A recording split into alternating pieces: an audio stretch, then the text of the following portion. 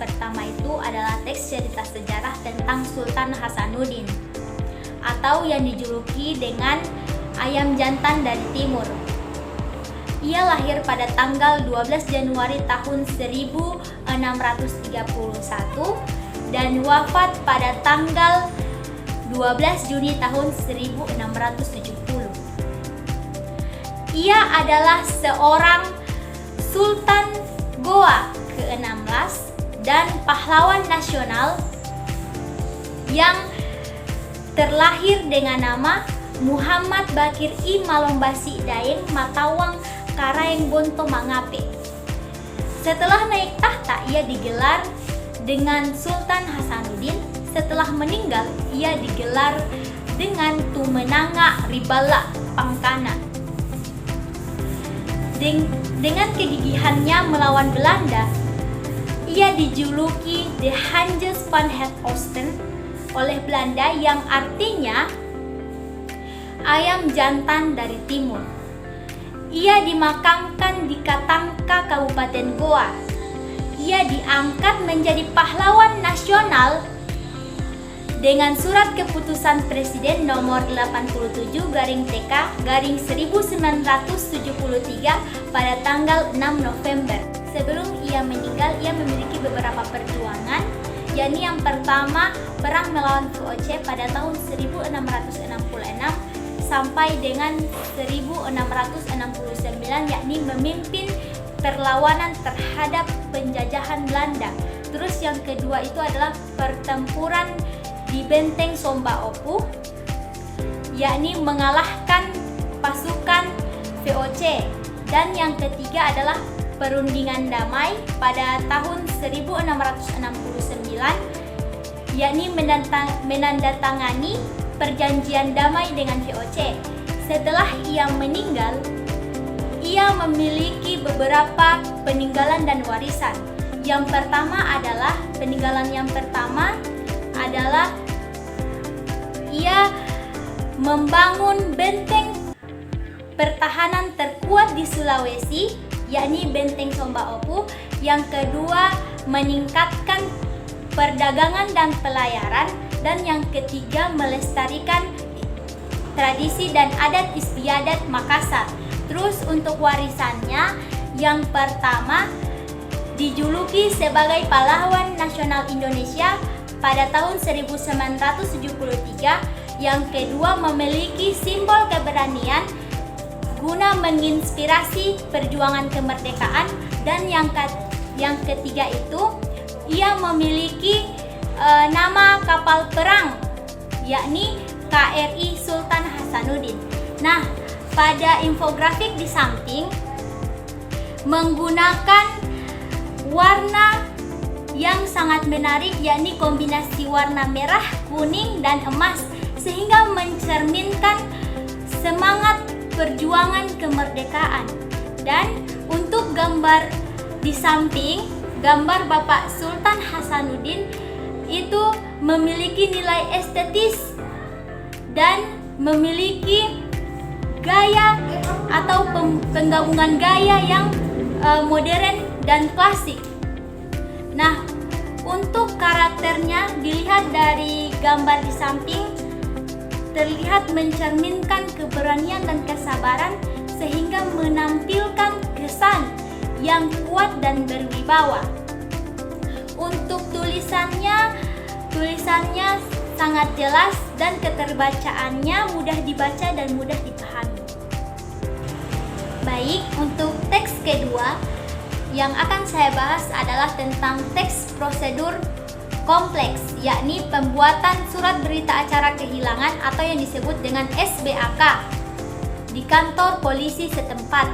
Sebelum kita masuk kepada proses pembuatan SBAK, tentunya kita harus mematuhi persyaratan dan memahami langkah-langkah pengajuan. Untuk persyaratan yang pertama, kita harus mengisi formulir pengajuan SBAK. Yang kedua, menyerahkan identitas diri berupa KTP, SIM, paspor. Yang ketiga, menyerahkan bukti kehilangan berupa bon barang, faktur, dan lain-lain. Yang keempat, menyerahkan 2 orang saksi opsional. Dan yang kelima, mengisi surat pernyataan kehilangan. Untuk langkah-langkah pengajuan, yang pertama, datanglah ke kantor polisi setempat. Yang kedua, mengisi formulir pengajuan SBAK. Yang ketiga, menyerahkan dokumen persyaratan. Yang keempat, mengisi surat pernyataan kehilangan. Yang kelima, menandatangani surat pernyataan kehilangan. Yang keenam, menerima nomor registrasi pengajuan. Yang keenam, menunggu proses pembuatan SBAK. Baik, untuk proses pembuatan SBAK, yang pertama verifikasi dokumen dan data, yang kedua pengambilan sidik jari jika perlu, yang ketiga pembuatan SBAK, yang keempat penandatanganan SBAK oleh petugas, dan yang kelima penyerahan SBAK kepada pemohon. Untuk pengambilan SBAK, yang pertama, datanglah ke kantor polisi dengan membawa nomor registrasi. Yang kedua, menunjukkan identitas diri. Yang ketiga, menerima SBAK. Dan yang keempat, memeriksa kebenaran data. Untuk biaya dan waktu pengajuannya mulai dari 30 menit sampai dengan 1 jam. Biaya gratis. Jam operasionalnya mulai dari jam 8 pagi sampai dengan jam 4 sore.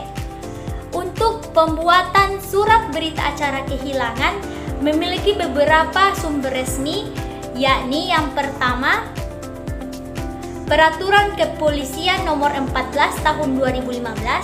Yang kedua, Peraturan Menteri Dalam Negeri Nomor 25 Tahun 2019. Dan yang terakhir, situs resmi Polri. Untuk teks ketiga, yakni teks eksplanasi kompleks bertema teknologi berjudul Penemuan Ekosonder yang ditemukan oleh fisikawan asal Norwegia Johan Gjord. Pada abad ke-20, industri perikanan mengalami kesulitan dalam mendeteksi keberadaan ikan di laut. Hal ini menyebabkan penangkapan ikan menjadi tidak efektif dan tidak efisien. Kebutuhan akan teknologi yang dapat mendeteksi keberadaan ikan di laut menjadi sangat penting. Oleh karena itu, Johan Gjord menciptakan sebuah alat bernama Ekosonder pada tahun 1914. Ia menggunakan prinsip gelombang suara untuk mendeteksi keberadaan ikan di laut. Gjord mengembangkan perangkat yang dapat mengirimkan sinyal atau gelombang suara ke dasar laut dan menerima refleksi dari objek di bawah laut. Perangkat ini kemudian lebih dikembangkan oleh beberapa perusahaan, yakni seperti Furuno dan Simrad. Ekosonder ini dapat mendeteksi keberadaan ikan, dasar laut, dan objek lain dengan akurasi tinggi. Teknologi ini juga dapat membantu nelayan untuk menemukan lokasi ikan dengan mudah dan efektif, meningkatkan hasil tangkapan, dan mengurangi waktu pencarian. Ekosonder ini juga digunakan sebagai survei laut, penelitian ilmiah, dan kegiatan kelautan lainnya. Dampak dari penemuan ekosonder ini sangat signifikan. Yang pertama adalah peningkatan efisiensi penangkapan ikan. Yang kedua, peningkatan hasil tangkapan. Yang ketiga, mengurangi biaya operasional. Yang keempat, meningkatkan keselamatan. Dan yang kelima, mengembangkan industri perikanan. Teks keempat adalah teks tanggapan kritis bertema sosial berjudul Maraknya Pergaulan Bebas di Kalangan Remaja. Maraknya pergaulan bebas di kalangan remaja merupakan fenomena yang sangat memprihatinkan. kurangnya pengawasan, pengaruh media sosial, dan budaya populer yang menciptakan lingkungan mendukung perilaku tersebut. Hal ini menyebabkan dampak negatif pada fisik dan mental remaja.